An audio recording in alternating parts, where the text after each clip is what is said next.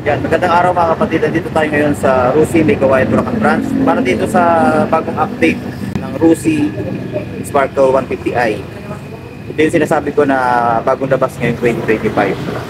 Dati kasing nilabas ito puro matte finish, ngayon glossy na. Then yung decals niya bago na rin. Tapos yung mags nito, itong mga ganitong kulay ay kulay black na lang yung mags nito. Then yung glossy black nito, kulay gold naman yung mags. So yun yung wala dito, hindi natin nakita yung glossy black. So hanap pa tayo ng glossy black. Kaya abangan natin to mga kapatid. Stay tuned tayo.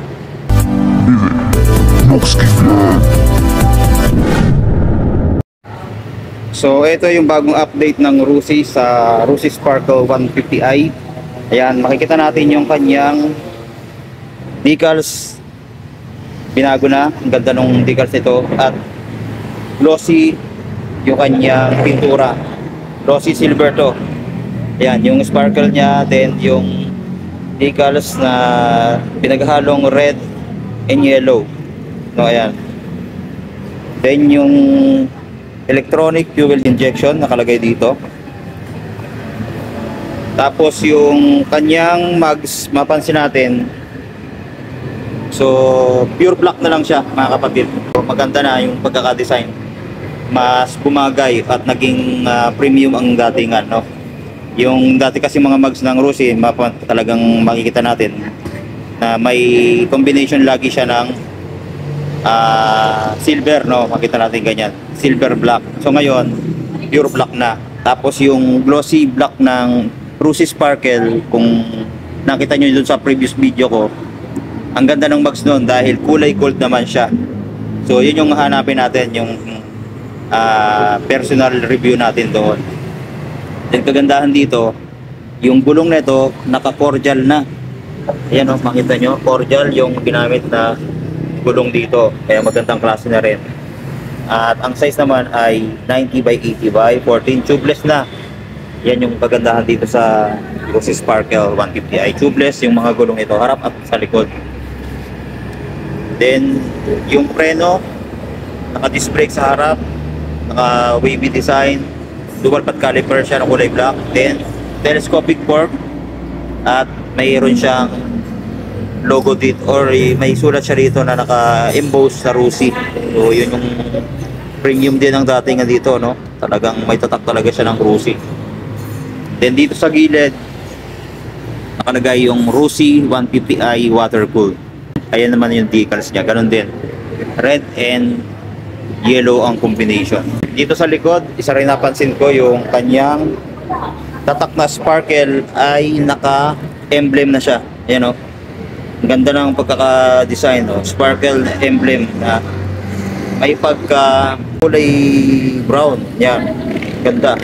Tapos yung decals niya ganun pa rin, may halong red and yellow hanggang dito sa dulo.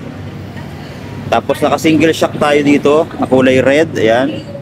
Then yung likod niya, ito naman yung gulong, pure black na rin. Ang size naman ng gulong dito sa likod ay 100 by 80 by 14, so tubeless. Ang ganda ng gulong, ayan o, makapit na makapit to sa daan. Then drum brake yung preno sa likod, yan.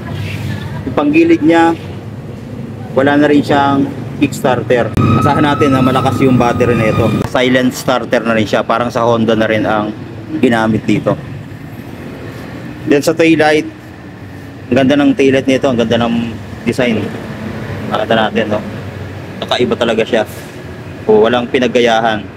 So meron siyang design dito na park light.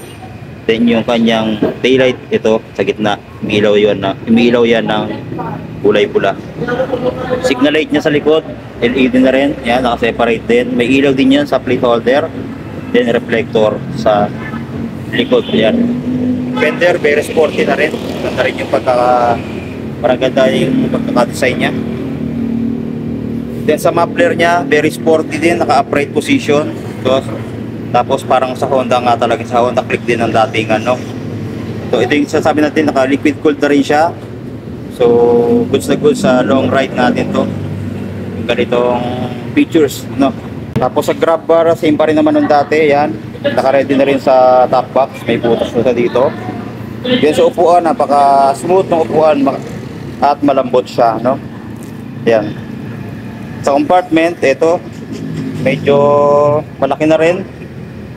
Sa helmet, kung lalagyan natin, hindi siya kakasya yung full face dito.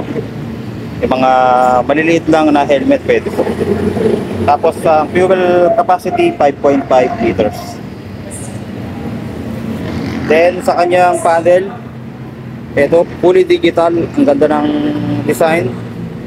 Kulay blue yan pagka naka-open. Then nandiyan na yung speedometer, odometer, clock, and then yung fuel gauge. Dito natin nasa-select sa pindutan na to yung kanya mga trip meter at yung odometer. Sa switch naman niya, napaka-premium din ng datingan. Ayan o. Ito yung kanyang high and low. Meron siyang switch na hazard ito. Tapos signal light. Then busina. Meron siyang passing light. Ayan o. Ganda dito, may passing light. Sa kabila, meron siyang kill switch. Tapos yung idling stop, ito. Tapos bukasan at patay ng ilaw, meron pa rin. Saka yung electric starter. So naka-silent starter na nga po itong motor na to.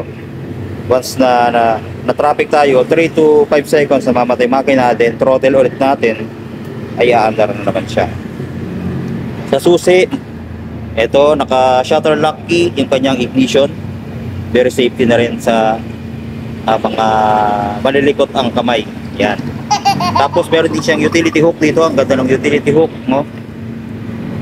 Very accessible. Yan. Tapos yung design niya dito, meron siya ditong dark gray, no? Dito. Then sa gulay board niya, same pa rin naman sa dati. At yan na rin nakalagay yung kanyang battery. So sa price naman mga kapatid ay same pa rin naman yung previous model, ano? Sa 75,000 ang cash. Then ang monthly nito ay 3,225. May rebate pa na 300 pag updated kang maghulog. So ayun, plus ko na lang din yung price installment niya, no? So ayan, abangan din natin yung kulay black nito kasi yun yung nagugustuhan ko dahil kulay gold yung kanyang mugs.